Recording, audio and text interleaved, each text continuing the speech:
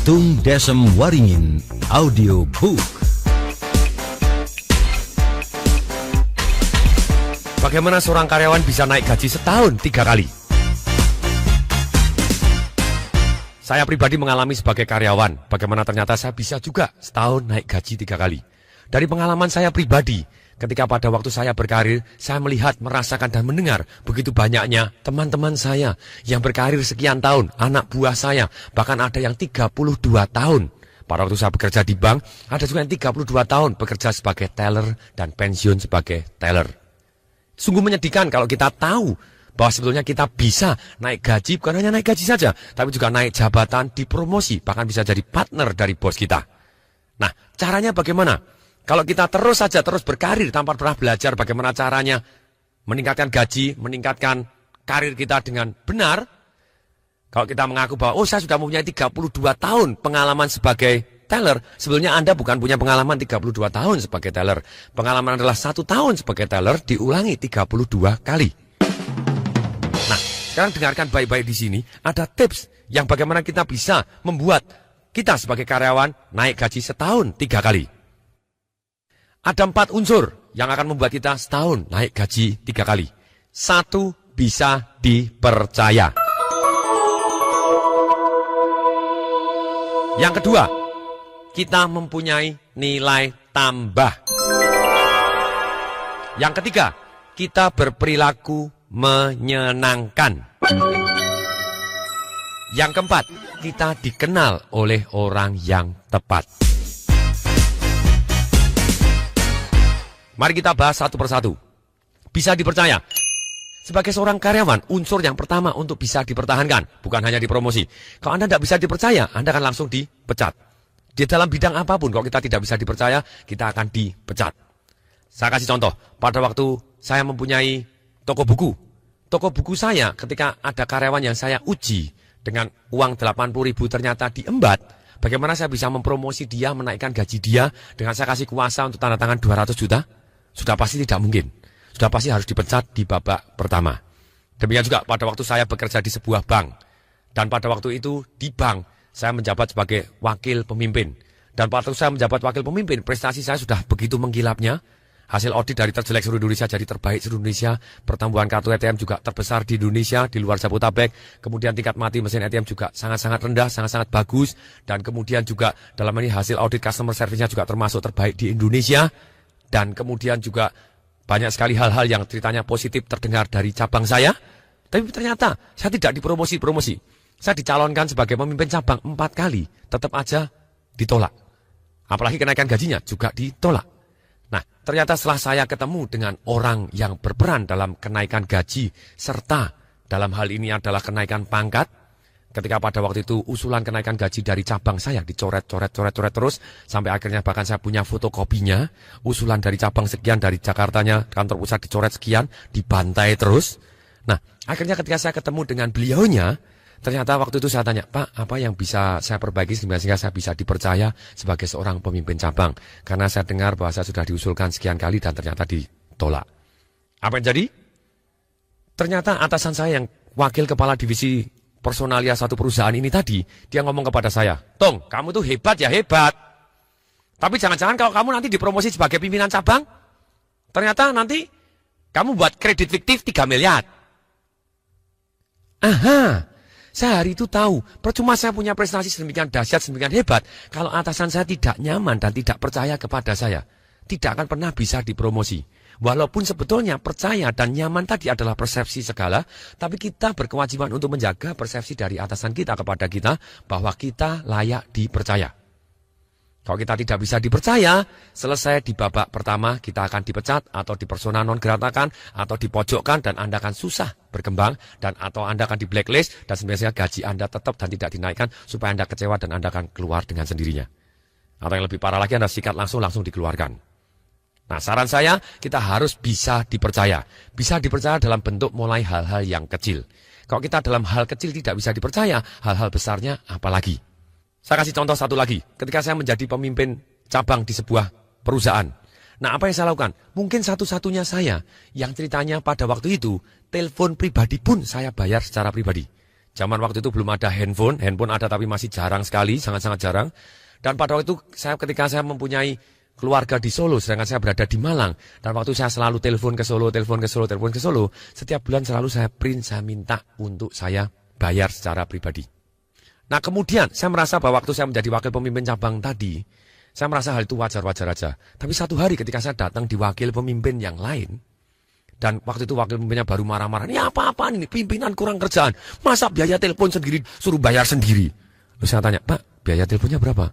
Cuma 1 juta aja diributin, dia tidak ngitungin untung, saya nguntungin perusahaan ini sudah berapa miliar. Waktu itu saya tahu bahwa gaji saya baru 1 juta lebih sedikit gitu ya, dan dia bayaran teleponnya dia 1 juta, dan ternyata untuk kepentingan pribadi. Nah ini ternyata kita tidak memungkinkan bahwa hal ini Anda dipercaya.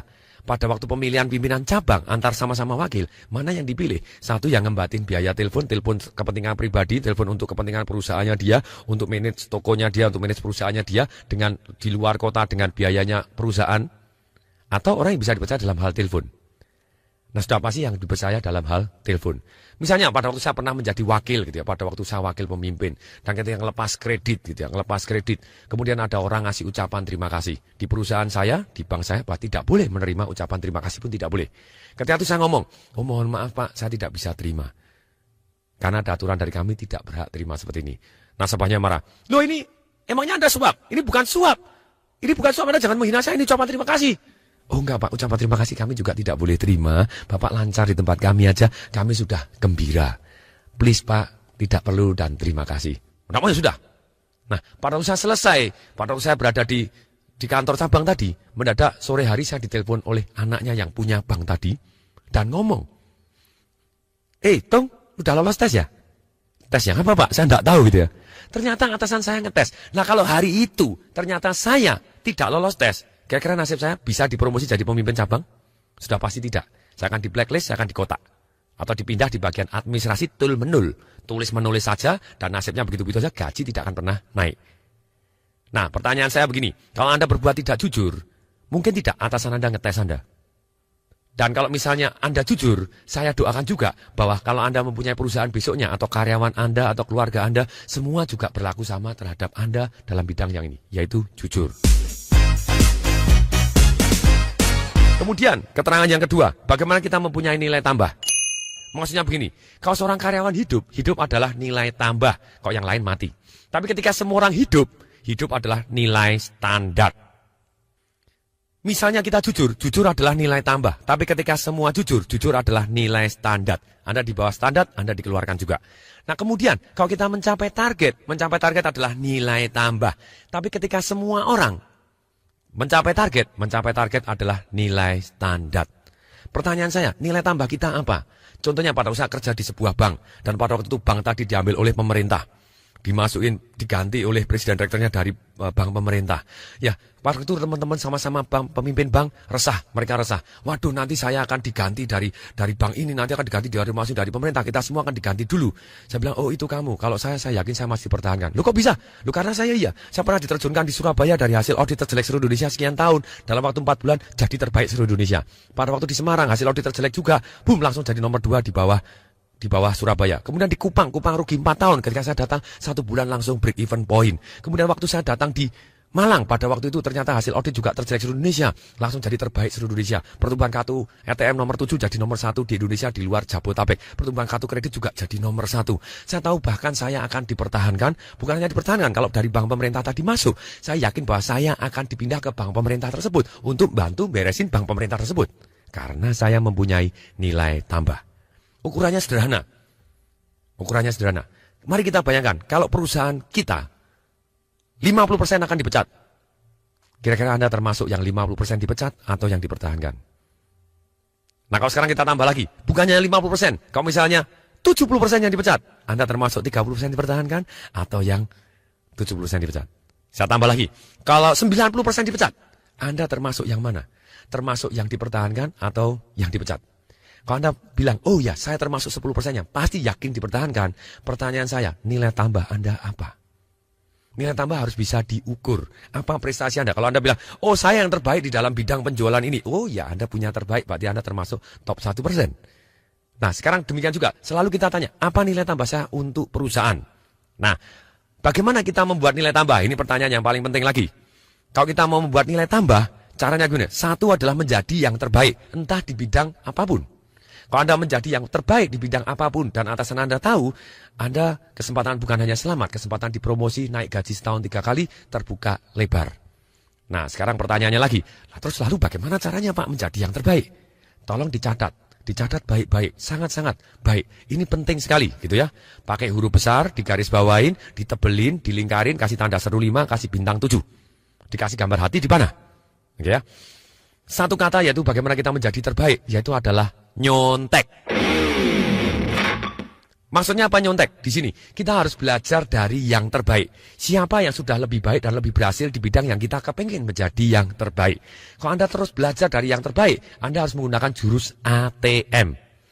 A-nya amatin, T-nya tiru, M-nya modifikasi. Kalau Anda mencontek yang nomor 1, Anda biasanya nomor 2. Karena Anda tidak mampu melampaui yang nomor 1.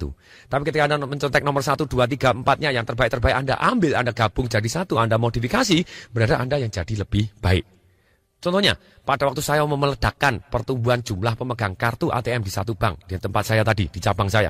Saya tanya, siapa yang lebih baik dari saya? Semarang. Lalu saya telepon, Semarang kok Anda bisa lebih baik? Oh, kita wajibkan. Setiap buka tabungan harus buka ATM. Zaman dulu belum ada gitu ya, belum ada wajib. Sekarang wajib. Oke, saya ikutin. Nah, kemudian saya tanya lagi, siapa yang nomor 1, nomor 2, nomor 3, nomor 4? Oh, Surabaya. Loh, Surabaya kok bisa juga nomor 1, nomor 2, nomor 3, nomor 4? Saya tanya, oh karena di Surabaya ternyata pakai undian. Loh, kok bisa undian sendiri? Sebuah bank kok bisa cabang undian sendiri? Oh, bisa kamu tanya aja kepala divisi ini mau mendukung kok. Langsung ketika saya contek, dua-duanya saya kombinasi, Semarang dan Surabaya, Malang bisa menjadi nomor 1. Nah, kemudian lebih dari itu, saya tetap waspada, saya lihat yang persentase tumbuhnya jauh lebih tinggi dibanding saya pribadi, dibanding cabang saya gitu ya. Misalnya mendadak Serang bisa tumbuh 180%. Saya telepon, Serang kok Anda bisa tumbuh 180%? Oh Pak, kita kasih insentif untuk karyawan. Lu kok bisa? Budgetnya dari mana? Kan keuangan tidak ada budget. Oh Pak, kita ambil dari dana olahraga. Ketika saya bisa nyontek dengan dia, hasilnya lebih bagus. Kemudian ada juga misalnya Situbondo. Saya tanya, Situbondo kok Anda bisa naik 300% lebih, ini caranya bagaimana? Walaupun secara angka dia tidak akan menang dengan Malang, karena Situbondo kotanya kecil sekali. Nah, dalam hal ini saya tetap belajar dari dia. Ternyata dia ngomong, oh Pak saya berburu kebun binatang. Loh caranya bagaimana? Semua yang sudah punya Pak, kita cetakkan kartu ATM dan kita beri. Wow! Ketika saya belajar dari semua ini, ada satu masa pertumbuhan kartu ATM Kota Malang tok dilawan Surabaya 2 wilayah. Termasuk Sidoarjo, Mojokerto, termasuk Bali seluruh pulau, termasuk Sulawesi, termasuk Kalimantan seluruh pulau. Pertumbuhan kartu ATM di Kota Malang bisa lebih tinggi dari Surabaya 2 wilayah. It's amazing gitu ya. Karena tadi ketika saya belajar dari kombinasi semua dan saya jadikan dan action, hasilnya dahsyat luar biasa. Jadi kunci buat nilai tambah, Anda harus terus belajar dari yang terbaik. Amatin, tiru, dan modifikasi. Kalau amatin, Anda harus detail. Kalau Anda tidak detail, Anda akan ceritanya salah susunannya, salah kata-katanya, salah menyampaikannya, salah kemasannya, salah layanannya, salah kemudian juga bisa jadi produknya atau jasanya, Anda bisa celaka. Anda harus urut-urutnya detail. Dan harus berpikir, betul tidak bahwa dia betul-betul sukses karena itu. Dan lebih baik Anda tes. Tes kecil lebih dahulu, ketika jurusnya sukses, bisa kita kembangkan jauh lebih baik. Kemudian, jurus kedua untuk membuat nilai tambah, yaitu kita harus selalu memberi lebih dari yang kita terima. Maksudnya apa? Kalau kita hanya terima gaji 100 dan memberi senilai cuma 100, berarti kita pas layak untuk tidak naik gaji. Jadi kita harus selalu memberi lebih dari yang kita terima. Kalau gaji kita 100, kita harus memberi 200, memberi 300, memberi 4.000, memberi 4 juta jika perlu. Dan ketika kita memberi lebih, hasilnya apa? Maka kita akan jauh lebih kelihatan dibanding yang memberi biasa-biasa saja. Nah, cara memberi lebih tadi, salah satunya kita datang, kita pilih, kita mau datang yang paling pagi, selalu masuk, lembur tidak hitungan. Nah, pada waktu kita memberi lebih, misalnya, kita juga bisa usul. Usul yang bagaimana? Usul yang meningkatkan pendapatan, usul yang mengurangi biaya, usul yang mengurangi mubasir, usul yang ceritanya meningkatkan produktivitas, usul yang meningkatkan market share, usul yang meningkatkan semangat, usul yang meningkatkan suasana kerja jadi lebih menyenangkan. Dan usulan ini harus istilahnya bisa diterapkan dan mendahului dan betul-betul menguntungkan pada akhirnya. Dan kemudian lagi biayanya semaksimal mungkin adalah sangat rendah usulan tadi. Dan usul tadi tentu saja disampaikan dengan cara yang baik. Dan kemudian setelah itu, bagaimana kita membuat nilai tambah, yaitu kita menunjukkan bahwa kita adalah orang yang mempunyai itikat mau maju. Maksudnya apa? Tunjukkan, selalu datang kepada atasan, tanya, Pak, apa yang bisa saya pelajarin lagi supaya saya bisa lebih kontribusi kepada perusahaan ini. Ketika Anda menunjukkan mau maju dan Anda terus belajar, nasib kita akan jauh lebih baik dan atasan kita tahu, oh orang ini mau maju dan mau belajar. Nah, dari 4 hal sudah kita bahas 2 hal, yaitu bisa dipercaya dan bagaimana mempunyai nilai tambah. Sekarang kita masuk ke yang ketiga, yaitu bagaimana kita berperilaku menyenangkan. Berperilaku menyenangkan, 1 adalah pakai tata krama, yang kedua adalah inisiatif menyelesaikan masalah, yang ketiga adalah lingkaran malaikat. Mari kita bahas satu persatu. Menyenangkan dengan pakai tata krama, 1 kita harus mempunyai penampilan yang sesuai. Maksudnya apa penampilan yang sesuai? Kalau kita ternyata bekerja di sebuah bank, ya kita kalau mereka standarnya bajunya pakai dasi, kita juga harus pakai dasi. Tapi kalau misalnya Anda di geng jualan sabu-sabu atau pil koplo, ya Anda pakai pakaian sesuai dengan mereka, Bu ya. Yang jelas penampilannya harus sesuai. Yang tadi tidak usah diikutin, begitu yang jualan eo-eo, yang lebih baik Anda jualan yang positif saja. Nah, sekarang begini. Penampilan juga termasuk dari sisi bau Anda. Perhatikan bau Anda. Kalau Anda baunya nggak enak, walaupun Anda prestasi bagus, begitu dekat, breng semaput orangnya gitu ya. Atasan Anda pingsan karena membauin bau Anda. Nah, tolong diperhatikan baik-baik juga bau Anda. Nah, kemudian pakai tata krama. Bagaimana caranya usul? Kebanyakan orang pada waktu usul. Nah, lebih baik kalau kita usul. Menurut pendapat saya. Nah, itu biasanya begitu. Lebih baik kalau kita usul. Menurut pendapat Bapak. Menurut pengalaman Bapak. Menurut pengalaman Bapak, kalau misalnya dirubah menjadi gini, bisa tidak Pak? Bisa menjadi lebih baik seperti ini. Nah, ketika kita ngomong menurut pendapat dia, menurut pengalaman Bapak, apa yang jadi? Orangnya kan jauh lebih happy mendengarkan daripada menurut pendapat kita. Oke, berikutnya, yang kedua adalah cara presentasi. Ketika Anda diminta untuk presentasi di depan sebuah acara, lebih baik sebelum Anda presentasi, Anda datang kepada atasan. Pak, presentasi saya akan membahas begini-begini. Menurut Bapak, supaya lebih baik ditambahin apa Pak ya? Nah, biarkan dia memberikan masukan. Dan kalau dia memberi masukan, sudah pasti pada waktu Anda presentasi di depan umum, tidak mungkin dia sendiri yang akan membantai. Kemudian berikutnya, yang penting ini lagi, pakai tata kramanya, sangat penting, perhatian. Cara tidak setuju. Dulu saya ngalami ketika atasan saya ceritanya salah, saya bilang, salah Pak. Di depan umum saya ngomong, salah Pak. Salah ya salah, benar ya benar. Saya punya prinsip itu. Matilah saya di blacklist terus. Nah, kalau kita mau ternyata kita bagaimana berperilaku menyenangkan, yaitu pada waktu Anda tidak setuju, lebih baik gunakan orang ketiga. Jadi bukan, salah Pak, menurut saya begini. Jangan, lebih baik ini. Boleh tanya Pak? Kita tanya, oh boleh. Kalau misalnya ada orang lain Pak yang tidak setuju, misalnya ada karyawan yang lain Pak yang ngomong begini, nah mendadak dia tidak bisa marah kepada kita, karena kita dengan dia friend gitu ya, kita friend, atau bahasa Inggrisnya friend gitu ya, kita friend dengan dia. Dan oleh karena itu, ceritanya, silakan kalau kita sudah friend atau friend tadi gitu ya. Nah, ternyata apa yang jadi? Dia tidak akan marah kepada kita, dia akan menjelaskan lebih dalam. Oh, misalnya gitu kita akan jawab begini, kita akan ngomong begini, dia akan ngomong baik. Tapi kalau kita ngomong, tidak setuju Pak, menurut saya begini, Anda langsung frontal dan bermusuhan. Sekali lagi, kalau Anda tidak setuju harus menggunakan orang ketiga. Berikutnya, bagaimana kita berperilaku menyenangkan tadi, yaitu adalah inisiatif menyelesaikan masalah. Saya beri contoh, pada waktu saya misalnya ganti pemimpin. Pada waktu itu, saya wakil pemimpin. Saya jemput pemimpinnya. Saya inisiatif, Pak, besok saya jemput, Pak. Setiap pagi saya jemput. Oh iya, boleh. Jemput bareng. Karena dia pengen tahu situasi perusahaan. Dan dia butuh ngobrol dengan saya jauh lebih panjang. Ketika saya jemput, dia komplain gini. Pak Tung, ini hotelnya kotor sekali. Langsung bilang, saya perhatikan, Pak. Mau ganti? Oh, enggak usah ganti itu loh. Tirai kamar mandinya saya enggak tahan. Oh, saya perhatikan, Pak. Segera akan saya minta untuk diganti. Nah, saya biasakan, Pak. Kalau saya ngomong saya perhatikan, berarti saya lakukan. Apa yang saya lakukan? Pulang. Langsung saya telepon kepada pemilik hotelnya. Pak, tolong kamar nomor sekian diganti tirainya. Kami rencana akan tinggal sekitar 30 hari minimal sampai 60 hari. Dan kami jam 2 nanti akan kami cek. Ternyata apabila belum diganti, kami akan check out. Pasti diganti. Dan kemudian saya kirim kepala bagian saya untuk cek. Saya pastikan betul-betul diganti. Nah, setelah diganti, kemudian saya laporan, Pak sudah selesai Pak, tadi kami kirim gini dan sudah selesai, sudah diganti. Oh bilang, terima kasih. Saya pastikan bahwa dia tahu bahwa saya melakukan apa yang dia inginkan. Kemudian yang berikutnya, berapa hari kemudian saya jemput lagi pagi hari, kemudian dia komplain lagi. Aduh Pak Tung, ini hotel ini saya tidak bisa belajar di hotel ini. Kamarnya tuh loh, lampunya suram-suram kuning-kuning, saya tidak bisa baca. Langsung saya ngomong, saya perhatikan Pak. Lama-lama dia hafal, kalau saya perhatikan berarti selesai. Nah kemudian apa yang saya lakukan? Saya ketemu kepada kepada pemilik hotelnya, waktu saya telepon, saya bilang, Pak, tolong diganti lampunya 100 watt. Sekalian, biar lebih terang, lebih mantap gitu ya. Dan saya kirim kepala bagian saya untuk cek, dan selanjutnya sudah diganti. Dan ternyata setelah sudah diganti, saya laporan kepada atasan saya, Pak, sudah diganti. Dia pasti happy. Oh ya, terima kasih. Dia senyum, dia happy. Nah, kemudian berikutnya, satu hari saya sadar bahwa ternyata atasan saya adalah perokok berat. Padahal atasan saya sebelumnya bukan perokok. Jadi ruangan tidak didesain untuk merokok. Jadi seringkali kalau saya masuk ke ruangan baru mau lapor, saya harus nyari dia di mana ya, atasan saya di mana ya? Karena penuh asap begitu. Sudah pasti tidak sehat untuk dia dan tidak sehat untuk saya. Saya inisiatif, saya usul. Pak, menurut pendapat Bapak, misalnya di atas dikasih exhaust fan, kira-kira bisa nggak Pak udaranya jadi lebih bersih, lebih segar? Oh iya, bisa aja. Kalau memungkinkan Pak, apakah boleh dipasang? Oh iya, boleh. Begitu dia ngomong, boleh. Oh, saya perhatikan Pak, bisa perhatikan. Langsung saya minta kepala bagian saya belikan semua. Begitu dia pulang, langsung kita pasang. Besok pagi, begitu dia masuk, dia ngerokok. Bsss. Loh, asapnya mana ya?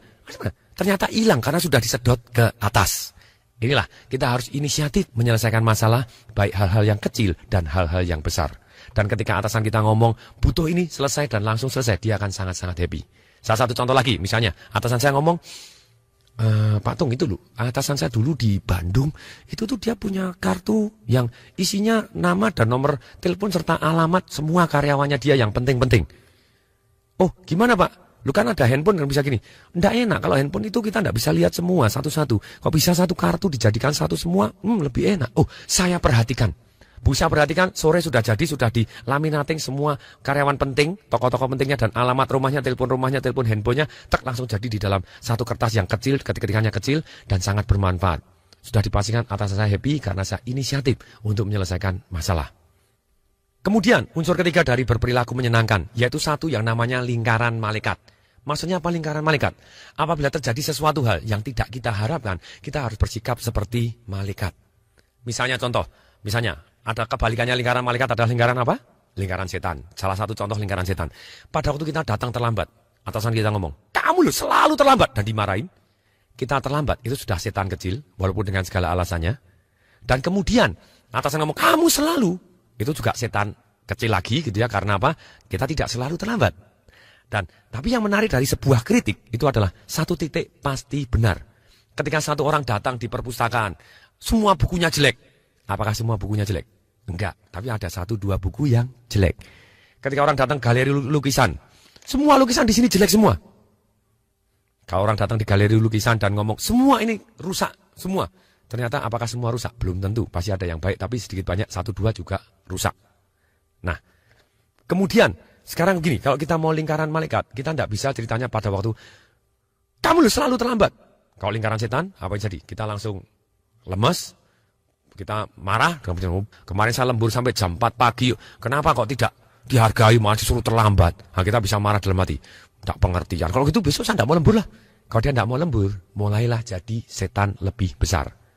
Dan kemudian atasan jadi setan lebih besar. Loh, sudah terlambatan sekarang tidak mau lembur, dibablasin sekali. Atasan jadi setan lebih gede lagi.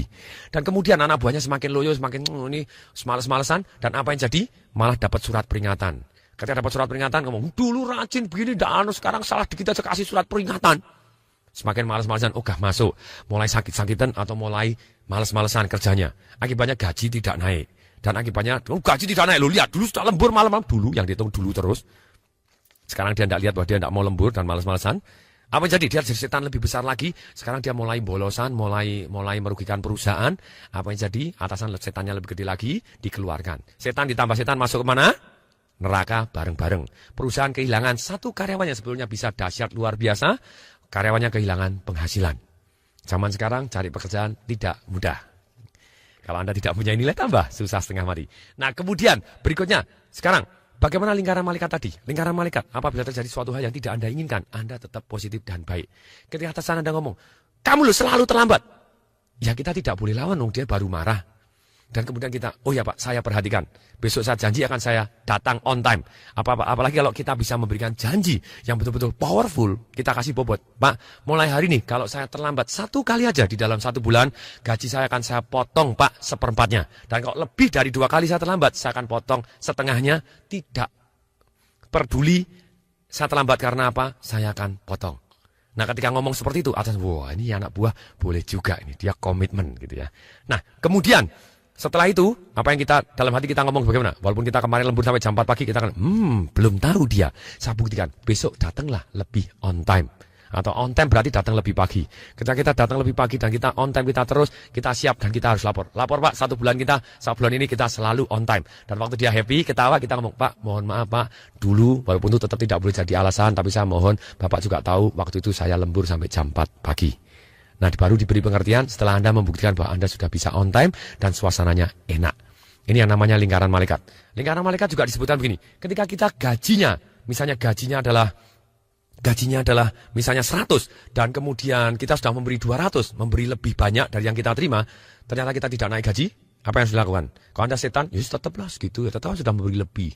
No, kalau kita 100 belum kelihatan, Anda beri 400 belum kelihatan, beli 5.000 sekalian, 5.000 tidak kelihatan, beri 5 juta walaupun gaji Anda 100. Percaya tidak, atasan Anda akan tahu. Kalau atasan Anda tidak tahu, orang lain yang tahu. Ini sangat penting.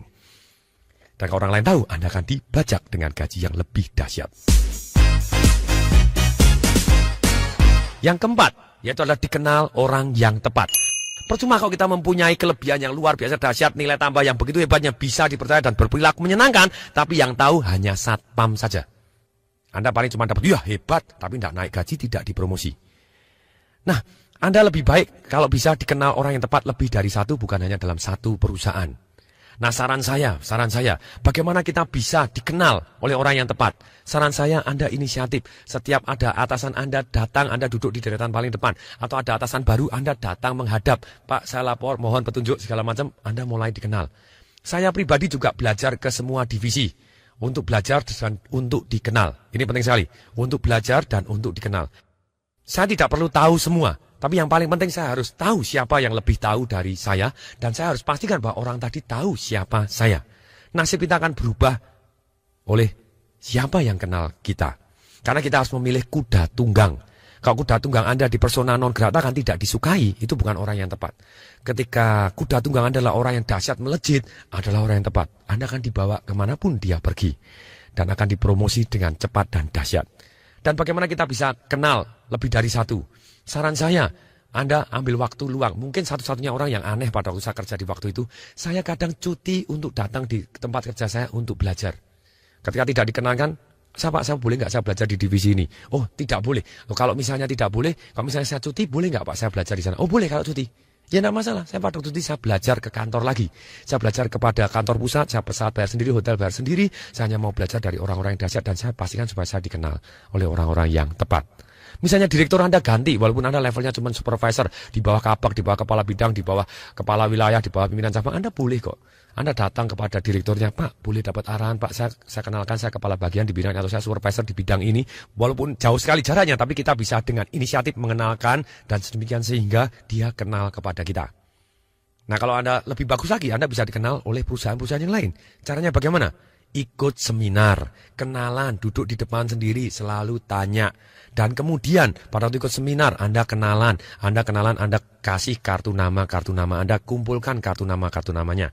Dan apabila memungkinkan, Anda bisa ngajak dia makan siang, atau ceritanya ketemu ngobrol lebih dalam, itu akan jauh lebih akrab dan kemungkinan Anda istilahnya mendapatkan gaji yang lebih besar, baik dari bos Anda sendiri ataupun bos yang lain, jauh lebih terbuka.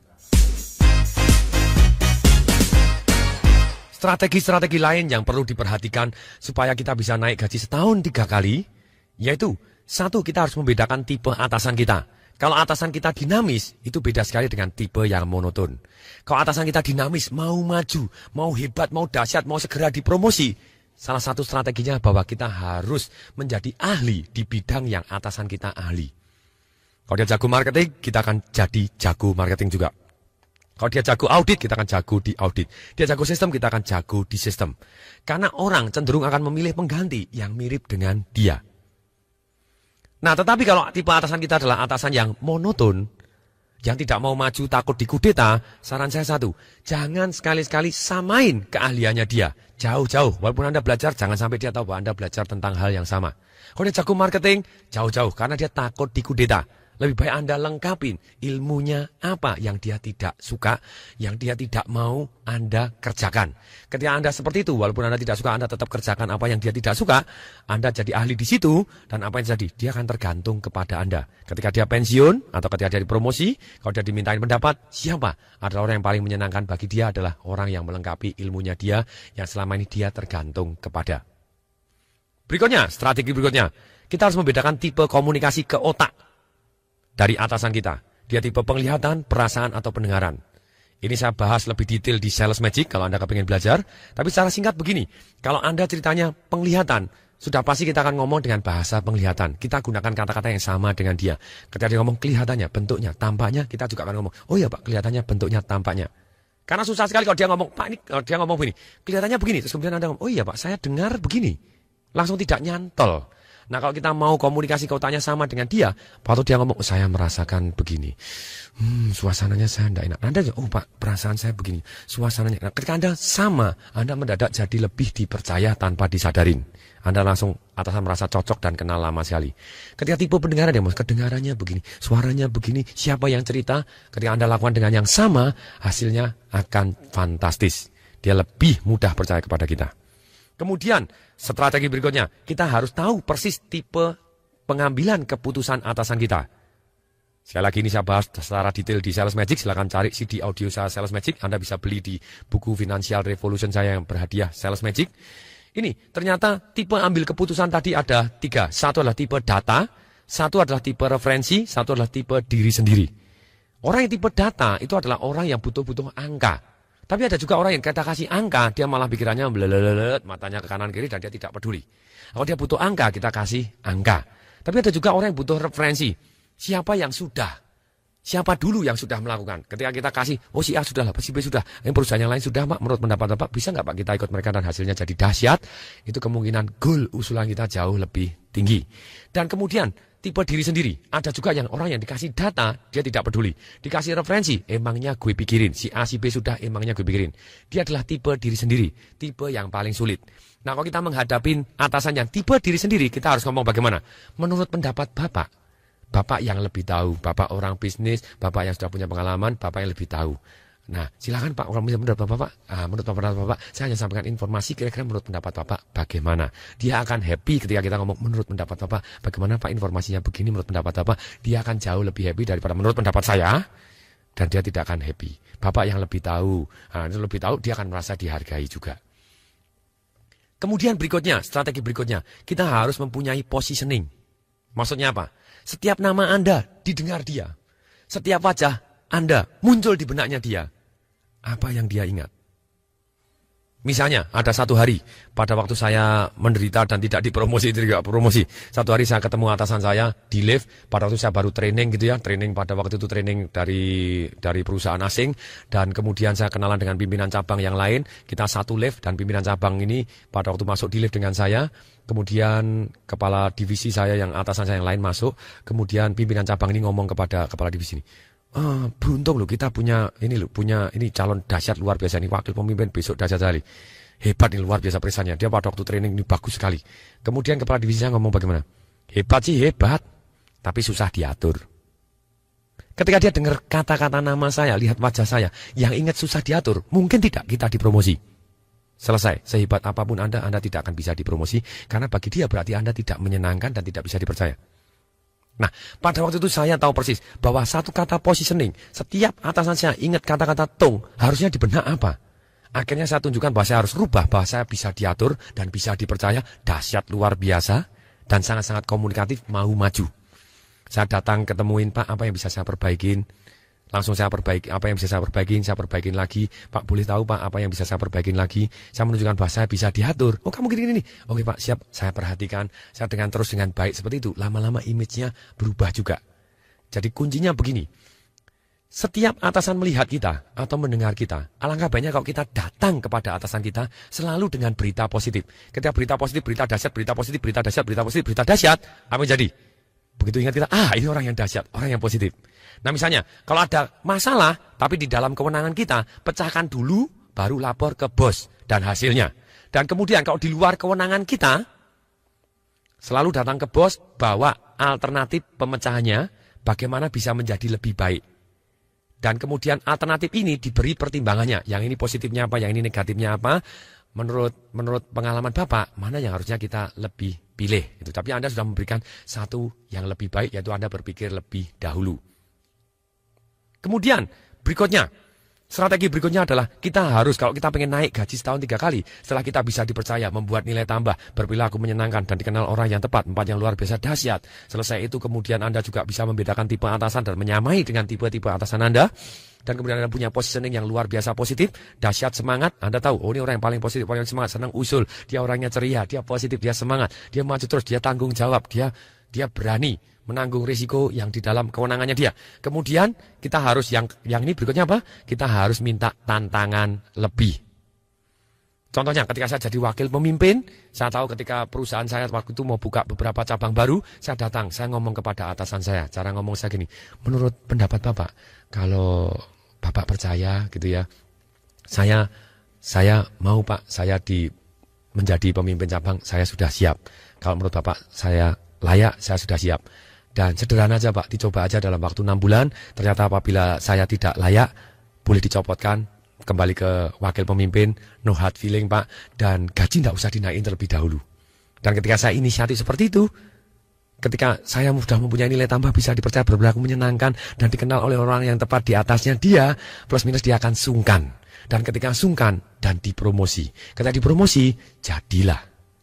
Sekali lagi, salah satu contoh lagi, setelah Anda bisa minta tantangan lebih, ketika Anda dapatkan tantangan lebih, dengan demikian Anda gaji juga akan segera naik.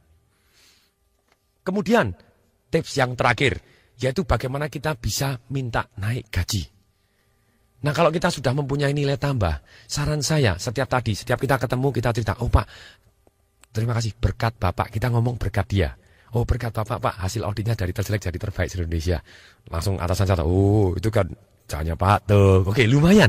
Nah kemudian kita ngomong lagi, oh Pak, kita ketemu lagi Pak, pertumbuhan kartu ATM saya Pak, dari kita Pak, pertumbuhan cabang kita Pak, berkat Bapak kita dari nomor 7 sudah nomor 5. Oh ya dia senang. Ketemu lagi Pak, berita Pak, dari nomor 5 Pak, sudah nomor 3. Ketemu lagi, nomor 3 Pak, dari nomor 1. Dia happy itu. Hasil audit kita terbaik Pak. Segala macam. Semuanya ketika Anda datang wajahnya baik-baik. Ketika akhir tahun Anda bisa ngomong. Ketika itu bisa ngomong, Anda tidak boleh ngomong naik gaji, ngomong begini. Dulu saya pernah salah, ketika saya mau minta naik gaji, saya ngomongnya begini.